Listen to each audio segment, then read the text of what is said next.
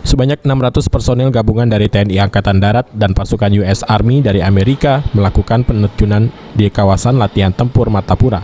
Ratusan penerjun tersebut diangkut menggunakan pesawat C-17 Globemaster milik Amerika Serikat. Tak hanya itu, ratusan penerjun diterbangkan langsung dari Guam, Amerika Serikat menuju Indonesia.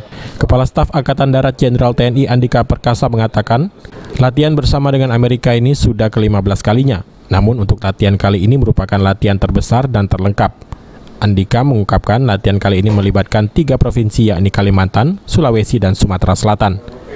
Jenderal Andika juga mengatakan latihan kali ini melibatkan ribuan personel serta serbuan dari darat dan laut serta udara yang dilakukan TNI Angkatan Darat di 3 provinsi tersebut. Untuk Sumsel sendiri latihan terfokus pada artileri medan serta serbuan kota dan evakuasi pengungsian. Di sini kita melakukan insertion itu infiltrasi lah.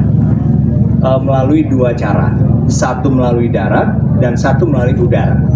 Yang melalui udara rekan-rekan sudah melihat tadi.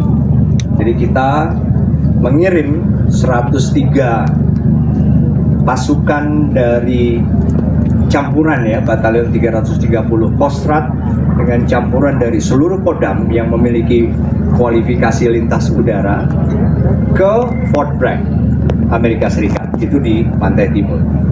Mereka ke sana berlatih sebentar, melakukan gladi, rehearsal, dan bahkan juga penerjunan pendahuluan di sana bersama dengan para prajurit dari Divisi Lintas Udara ke-82 atau 82nd Airborne Division.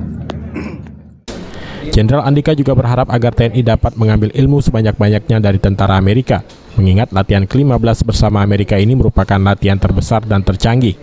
Selain itu, para penerjun juga langsung mendapatkan penghargaan Wings atau Brevet Penerjun yang disematkan oleh Jenderal Andika Perkasa.